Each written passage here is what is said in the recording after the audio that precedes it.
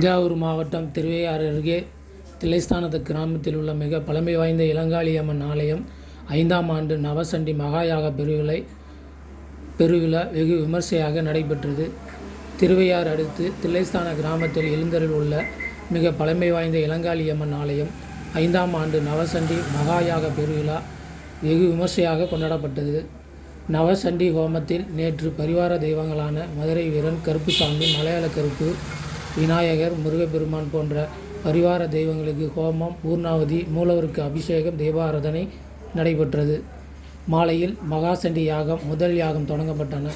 2ஆம் மகாசண்டி யாக ஹோமத்தில் ஸ்ரீ மகாகாளி சண்டிகா அத்தியாயம், ஸ்ரீ மகாலட்சுமி சண்டிகா அத்தியாயம் என 13 அத்தியாயங்கள் நிறைவேற்றப்பட்டதில் பட்டுப்புடவை, மூல மந்திர ஹோமம், பிரம்மச்சாரிய பூஜை, தம்பதி பூஜை, வடுக பூஜை, சுகாசினி பூஜை, கன்னியா பூஜை, திரவிய வஸ்திரா ஹோமம், பட்டு வஸ்திர ஹோமம், கடம் புறப்பட்டு திருக்கோவிலின் பிரகாரங்கள் மேலதள வாத்தியங்கள் முழங்க உலா வந்து மூலமூர்த்திகளுக்கு கட அபிஷேகம், மகா பூர்ணாதி தீபாராதனை நடைபெற்றது.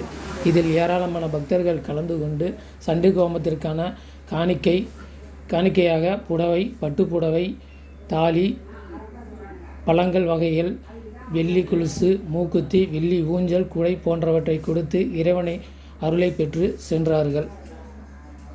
ஐயா இறை நாமா சொல்லுவார். இறை நாமா சொல்லும் பொழுது நீங்க எல்லாரும் ஜெய ஜெயான்னு சொல்லணும். சொன்னா அது மகத்தான புண்ணியம். இப்ப யாருக்கோ வெற்றி கோஷம் போடுறோம், ஐயா வாழ்க, அவங்க எல்லாம் கை விட்டுருவாங்க. நம்ம இளங்காரி இன்னும் கைவிட மாட்டாங்க நம்மள. இப்ப என்ன பண்ண எல்லாரும் ஜெய் மகாகாளிகே, ஜெய ஜெய ஜெய மகாமாயே அப்படி சொல்லணும். எப்படி சொல்லணும்? அத மாதிரி சொல்லணும். சொல்லாம எல்லாமே இல்ல கை எடுத்து கும்பிடுங்க, சொல்லுங்க. ஜெய ஜெய ஜெய மகாமாயே, ஜெய ஜெய ஜெய துக்காபஹாரே, ஜெய ஜெய ஜெய வழிபடா பஹாரே, ஜெய ஜெய ஜெய மதுரை ஜெய ஜெய சகலகார் ஜெய பிரதே, ஜெய ஜெய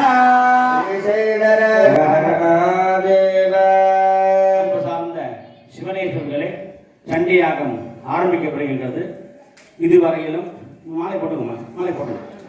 இதுவரையிலும் விநாயகர் பூஜை, புண்ணியாக வாஜனம், பஞ்சகவிய பூஜை, எல்லாமக காளி மகாகாளிக்கு நவாவரண பூஜை மற்றும் அக்னியிலே யாகம் நடைபெற்று இப்பொழுது இந்த 700 மந்திரங்களையும் ஜபம் செய்தோம்.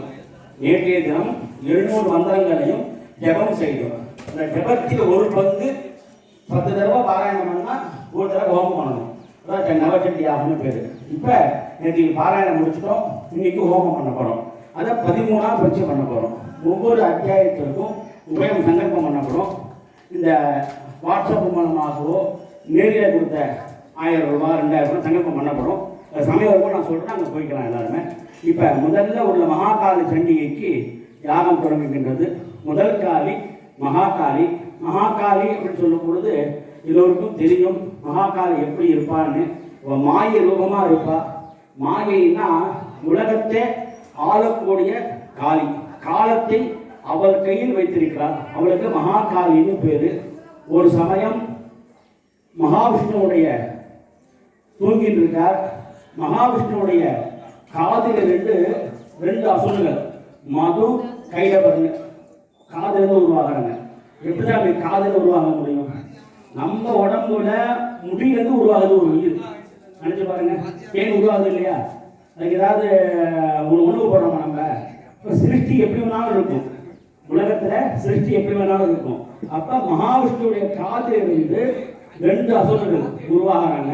அவங்க என்ன பண்றாங்க, மகாவிஷ்ணு தாமரை தொப்புக்குள்ள தாமரை ஒன்று போகும். அதில் பிரம்மா உட்காந்து இருப்பார். தாமரை நஞ்ச வழியா மேலே ஏறி பிரம்மாண்ட சண்டை போடுறாங்க. பிரம்மா ஜெயிக்க முடியல. இப்போ மகாவிஷ்ணுவை எழுப்புனாதான் இந்த அசுரம் அழிக்க முடியும். அப்படிங்கிறதுக்காக மகாவிஷ்ணு என்ன பண்றார், மாயைங்கிற காளி பிடிச்சிருக்கா.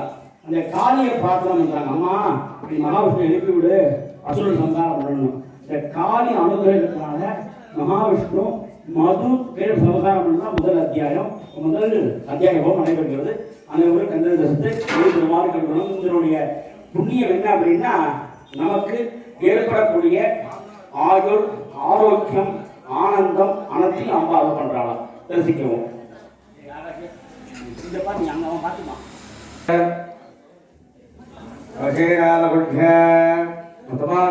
தேவதாரி ஓம் மே மகாகாளி சண்டிகாசனா நமஹ சண்டிகா மோதகே நமஹ சக்கர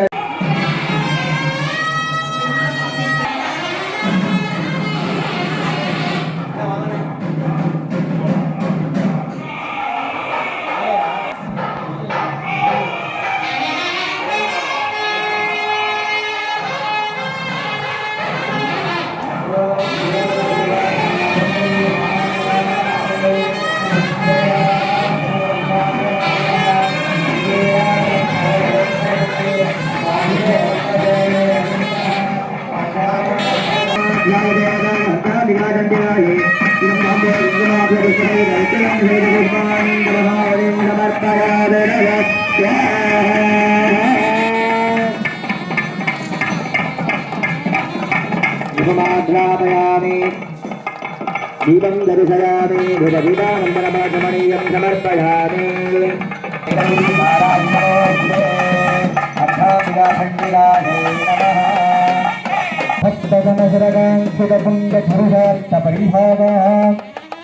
सदा शिवशुभवार्थशक्तिभाग अर्थप्रपञ्चपदातीतपरशिवभागार्थवेद श्री अर्धान्तिका चण्डिका प्रिया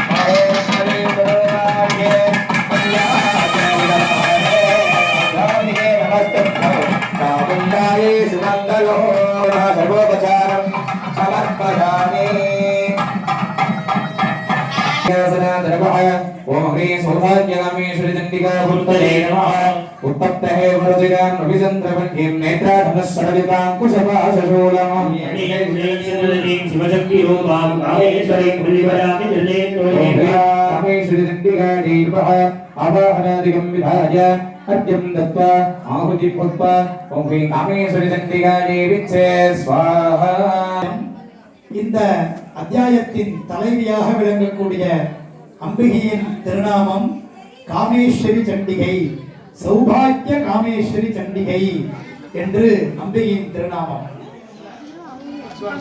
காமம் என்றால் விருப்பம் என்று பொருள்.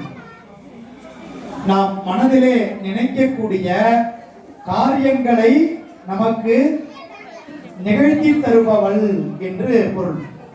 அப்ப என்ன வேணா நினைச்சா அம்பாள் நிகழ்த்தி தந்துருவாங்களா அப்படின்னா அதுக்கு தான் அந்த அம்பாளுடைய பேருக்கு முன்னாடி இன்னொரு வரிய சொல்லிட்டாங்க. சௌபாக்கிய காமேஸ்வரி. சௌபாக்கியம் அப்படின்னு சொல்லக்கூடிய எதெல்லாம் நமக்கு நன்மை பயக்குமோ அதனை நாம் சிந்தனை செய்தால், அதை வேண்டும் என்று நினைத்தால் அந்த விருப்பத்தை பூர்த்தி செய்யக்கூடியவள் அப்படின்னு பொருள். அப்ப இந்த அம்பாள் எங்கு அருள் பாலிக்கிறாள் அப்படின்னா காஞ்சிபுரத்திலே காமாட்சியாக அருள் பாலிக்கிறார். இந்த அக்ஷி அப்படிங்கிற ஒரு சொல்லுக்கு கண் என்று பொருள். அதனாலதான் மீனாட்சி அப்படிங்கிறோம். மீனை ஒத்த கண்ணை உடையவள். சிக்கல்ல என்ன சொல்றோம், இங்க வேல் வாங்கினதுனால சத்யாயதாட்சி, வேல் நெடுங்கண்ணி அப்படிங்கிறோம். வேலை ஒத்த கண்ணை உடையவள். காசியில விசாலாட்சி, விசாலம் அப்படின்னாரு பெரிது அப்படின்னு. அப்ப காசியிலே விசாலாட்சி அப்படிங்கிறோம். அது போலவே இந்த காமாட்சி அப்படின்னுடைய சதீஷ் திருச்சி ஒரு கோயில் வாங்க. சதீஷ் திருச்சி கோயில் வாங்க. காமாட்சி என்று சொல்லக்கூடிய அம்பிகை நம்மளுடைய நல் விருப்பங்களை எல்லாம் கடைக்கண் பார்வையாலே நிறைவேற்றி தரக்கூடிய அம்பிகைக்கு காமாட்சி, சௌபாக்கிய காமேஸ்வரி என்று சொல்வார்கள்.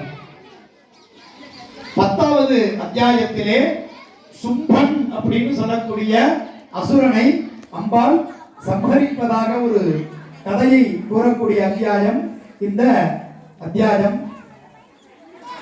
10வது அத்தியாயத்தோடு இந்த அசுர மதங்கள் எல்லாம் நிறைவுற்று 11வது அத்தியாயம் தேவி ஸ்துதி என்று சொல்லக்கூடிய வகையிலே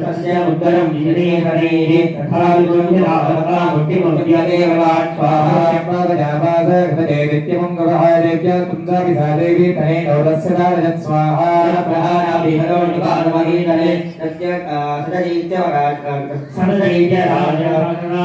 सदजीत्यराजसहसा पुनरेव ततोत्थित स्वाहा उत्पत्त्यदुकोदिं देवी नगरमात्रः तत्रावसानिराधारा विधे निरदन्तिका स्वाहा தரிசித்து அருள் பெறுக. அதற்கு முன்பாக அக்னியிலே அம்பிகைக்கு வஸ்திர சமர்ப்பணம் நடைபெறும். வாக்கியம்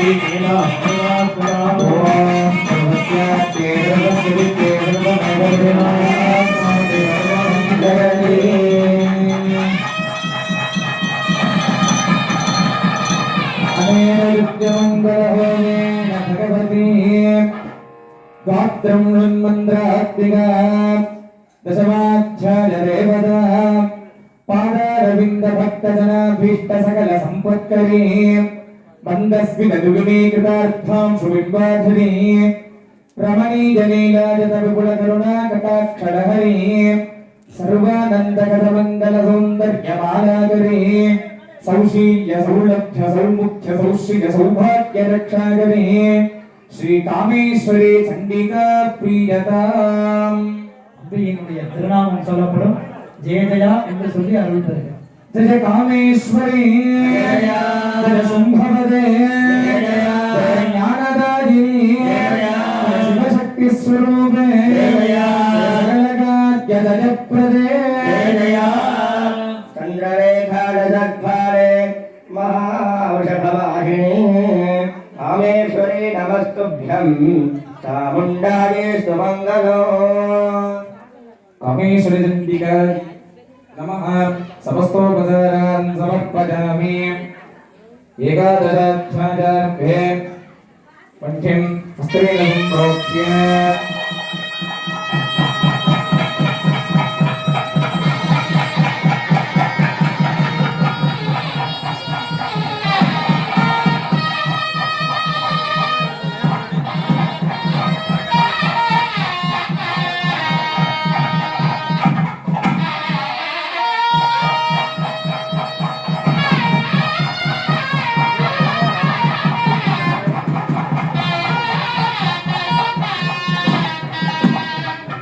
सर्वस्याप्ति सब सर्वं जय जय श्री यलंगालिंबिका प्रसाद सर्वकार्यं जयमेव प्राप्तिः जयडपा यलंगालिंबिका प्रसादेन सर्वाभीष्ट बलसिद्धिरस्तु दीर्घायुष्यमस्तु अलंजिर्गे नोताम वेदं पुराण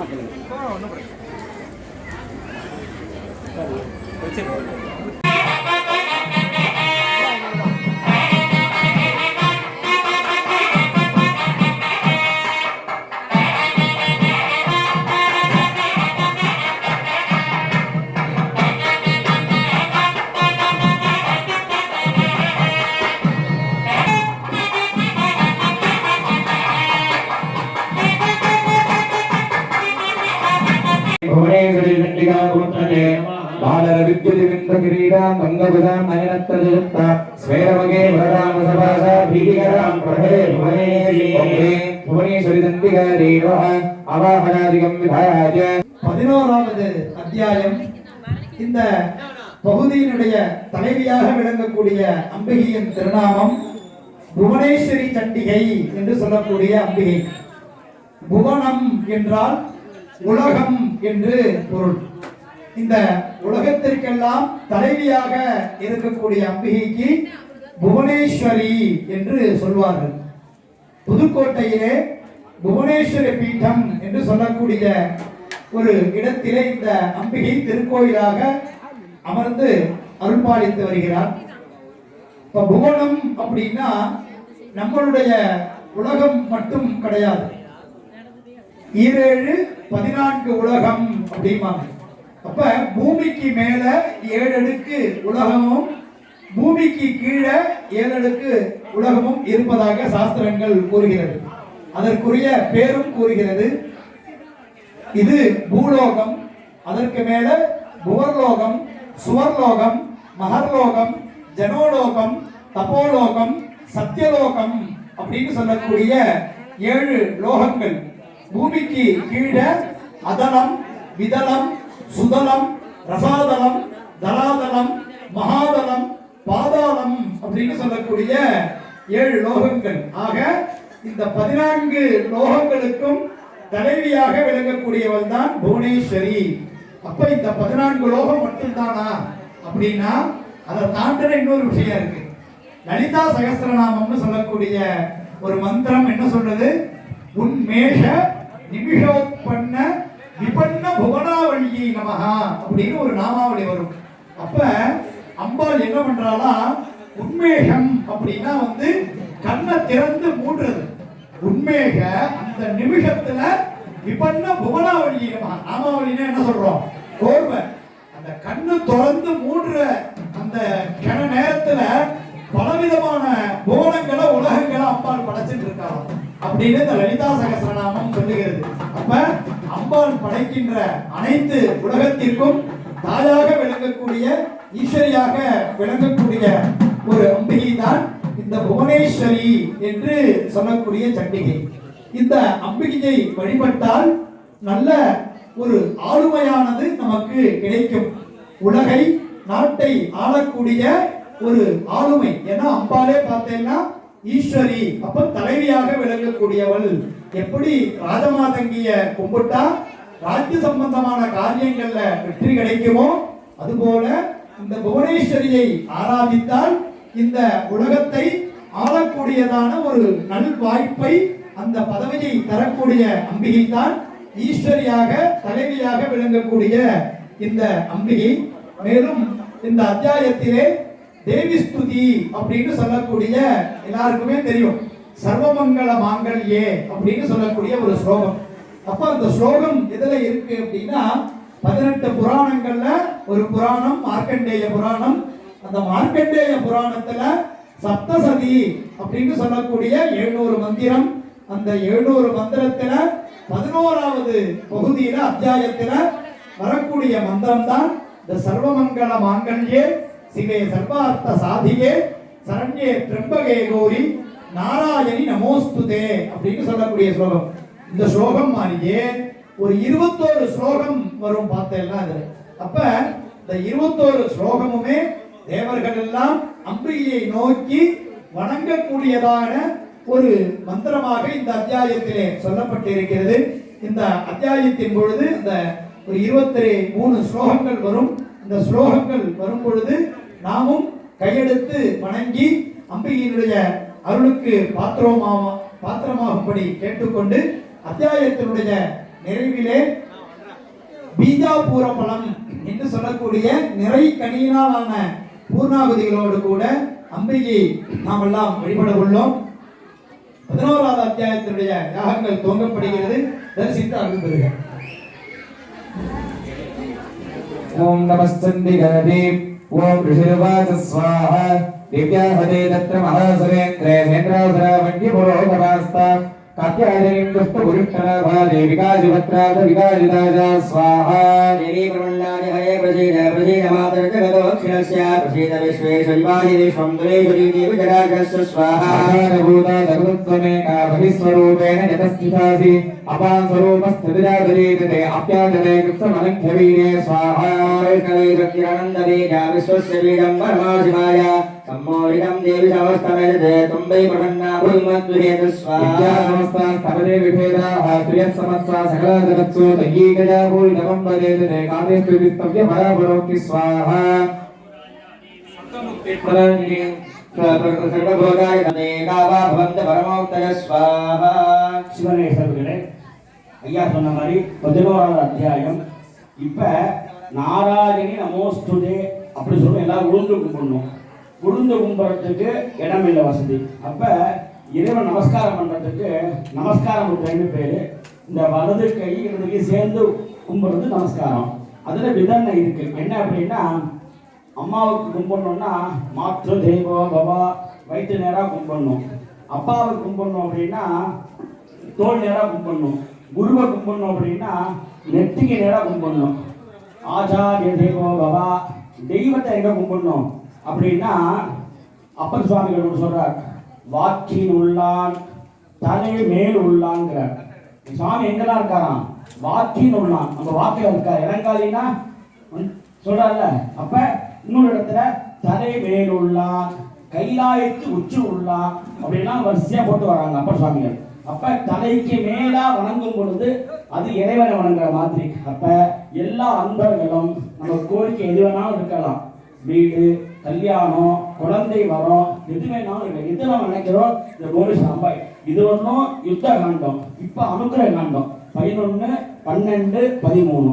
அப்ப அனுக்கிரகம் பண்றாங்க அம்பாள். எல்லா தெய்வங்களும் தேவர்கள்லாம் சேர்ந்து நமஸ்காரம் எப்படி பண்றாங்களாம்? விழுந்து விழுந்து கும்பிடுறாங்களாம். நாராயண நமோஸ்துதே நாராயண நமோஸ்துதேன்னு விழுந்து விழுந்து கும்பிடுறாங்களாம். அப்ப நாம விழுந்து கும்பிட முடியாது. அப்ப என்ன பண்ணணும்? நாராயண நமோஸ்துதே. நான் உங்களுக்கு இங்கிருந்து காமிக்கிறேன். எல்லாம் என்னோட சேர்ந்து நமஸ்காரம் பண்ணுங்க. மகாகாளி வரம் தரக்கூடிய பராசக்தி. இந்த காளி சோழதேசத்து காளி அல்ல. இந்த காளி பகவதி. பகவதினா மலையாள கேரளாவோட அம்பாள் வந்திருக்காங்க. அதுக்கு ஆதாரங்கள் இருக்கு. ஆதாரம் சின்ன ஆதாரம் மட்டும் சொல்றேன். அம்பாளும் நகையே கிடையாது, பாம்பு தான். கழுத்துல பாம்பு, இங்க பாம்பு, கையில பாம்பு, எல்லாம் பாம்பாவே இருக்கும். நம்பூர் காளிக்கு கிரீடம் நகை வலையெல்லாம் போட்டிருப்பா. ஆனால் பகவதிக்கு மார்பகம் திறந்தே இருக்கும். அம்பாளுக்கு அப்படிதான் இருக்கு. அதே போல அம்பாளுக்கு எந்த நகையே கிடையாது. என்ன பாம்பு, தோடு பாம்பு, இந்த தலையில பாம்பு, இந்த இது கங்கண பாம்பு, வளையல் பாம்பு, கொலுசு பாம்பு, எல்லாமே பாம்பா இருக்கு. இன்னொரு அத்தாட்டி என்ன அப்படின்னா, கேரளாவில இருந்து ஒரு 50 குடும்பம் இருக்கு. நம்ம குலதெய்வம் அங்க இருந்து வருவாங்க. வருஷம் ஒரு நாள் வந்து கேரளாவிலேருந்து வந்து இங்கே வழிபாடு கொண்டு போவாங்க. அப்போ அம்பாள் கேரளாவிலேருந்து அங்கே பூஜை பண்ண முடிக்கணும்னு நம்ம கோயிலுக்கு வந்திருக்கா. அம்பாளுக்கு கீழே கிடையாது. அப்போ இந்த பகவதியா அம்பாள் இங்கே இருக்கா. அவளை வணங்கணும்னா தண்டி ஹோமம் செஞ்சு வணங்கும் பொழுது கேட்ட வரம் தரலாம். அப்ப எல்லாரும் வணங்கலாமா? ஓம் சக்தி, ஓம் சக்தி, சர்வஸ்ய புத்தி ரூபேண ஜகஸ்ய விதிசம்திதே ஸ்வர்காபவர்கதே தேவி நாராயணி நமோஸ்துதே ஸ்வாஹா. அநாகார்த்தாதி ரூபேண பரிணாம பிரதாயினே விஸ்வஸ்ய பரதோ சக்தே நாராயணி நமோஸ்துதே ஸ்வாஹா. சர்வமங்கல மாங்கல்யே சிவே சர்வார்த்த சாதிகே शरण्ये त्र्यम्बके गौरी नारायणि नमोऽस्तुते स्वाहा. स्थिति विनाशाय शक्तिभूते सनातने गुणाश्रये गुणमये नारायणि नमोऽस्तुते स्वाहा. शरणागतधीनार्थ परित्राणपरायणे सर्वस्यार्तिहरे देवी नारायणि नमोऽस्तुते स्वाहा.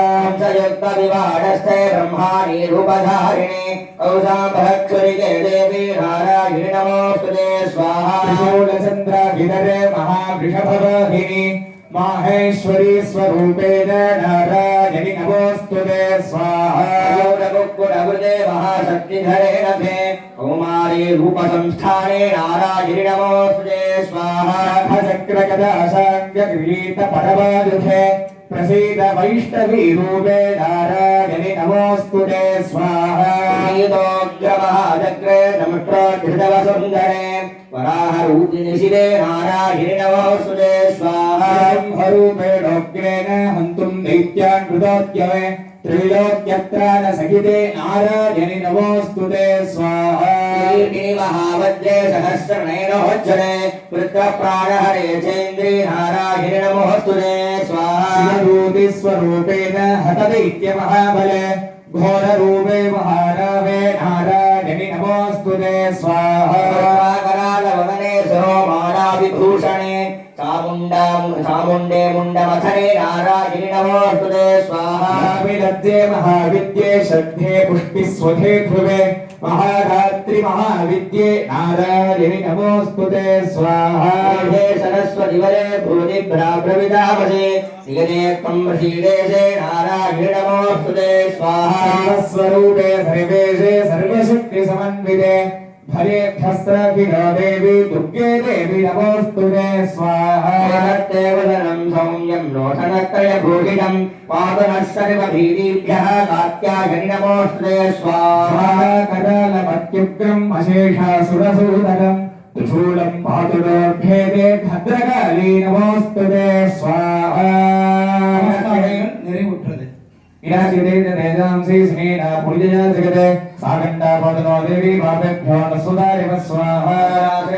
पंक्तिजर्तिजस्ते करोज्जलः सुभाय नग्गो भवतो चण्डिके त्वाणदावयं स्वाहा. पुराणजयनामपहं जगत्तारुट्टाटकाभ्यां सकलानभीष्टादे पवाशदानां नविवन्दनानां पवाशदात्या श्रियता प्रयान्ति स्वाहा. यत्कृतं यत्कथनं दयाढ्य धर्मद्भ्यां देवी महासुराणां रूपेण अनेनैव विधात्तमूर्तिं कृत्वाम्बिके तत्पररोति कान्या स्वाहा. शास्त्रेषु विवेकदीपेषु वाक्येषु वाक्येषु जगत्त्वकन्या ममत्वकर्तेति महान्धकारे विभ्रामदित्येत तदेव विश्वं स्वाहा. क्षेत्रोदस्य बलानि यत्र लाभाननो यत्र तथाब्धिमध्ये तत्र स्थिता त्वं परिभासि विष्णो स्वाहा. विश्वेश्वरी त्वं परिभासि विश्वं विश्वाद्विगाधारयसीति विश्वं विश्वेशवन्द्या भवति भवन्ति विश्वाश्रयारे त्वयि भक्तिनम्रा स्वाहा. देवी प्रसीद परिपालयनो निधीरेः नित्यं यथा सर्वदा तद्वनैव सद्यः पापानि सर्वजगतां प्रथमं नयासु उत्पादपादनतां समहोपसर्गान् स्वाहा. प्रसीदत्वं देवि विश्वातिहारिणी देलोक्यमसिनामीत्य लोकानावरदा भव स्वाहा.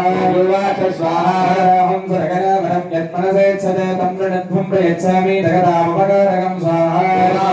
स्वाहा. सर्वबाधापशमनं त्रैलोक्यं त्रैलोक्य शाकिरेश्वरी एव वैवत्व जागात्य मस्वद्वैर विराजनं स्वाहा उवाच स्वाहा सुसेन्द्रे प्राप्ते अष्टाविंशतिमे युगे शुम्भो निशुम्भ सेवान्या उत्तत्से देवः सरो स्वाहा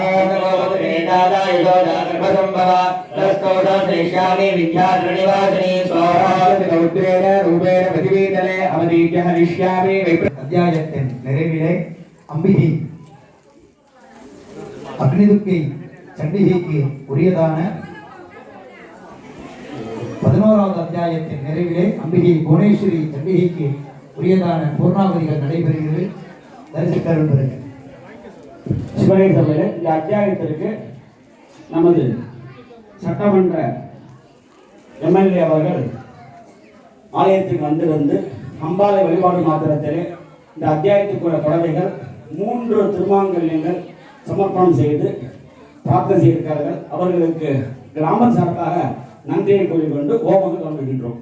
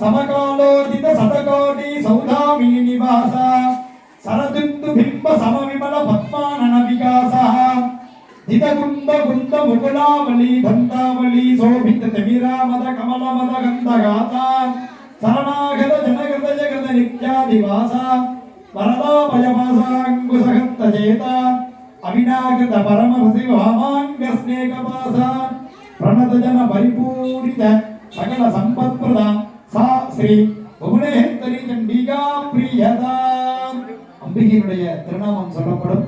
ஜெய ஜெயா என்று சொல்லி அருள் பெறுக.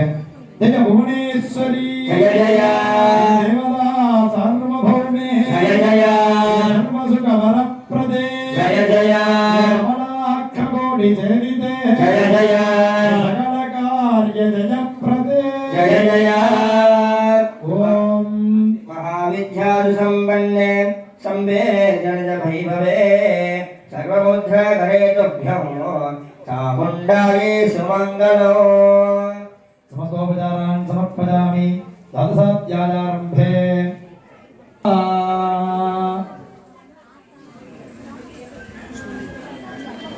11 அத்தியாயங்கள் நிறைவுற்று 12வது அத்தியாயம். இந்த அத்தியாயத்தினுடைய பண்டிகை 4வது அத்தியாயத்திலே வெற்றியை தரக்கூடிய ஜெயதுர்க்கையாகவும் இந்த அத்தியாயத்திலே அக்னிதுர்க்கை பண்டிகையாகவும் நாம் அருள்பாலிக்கிறோம்.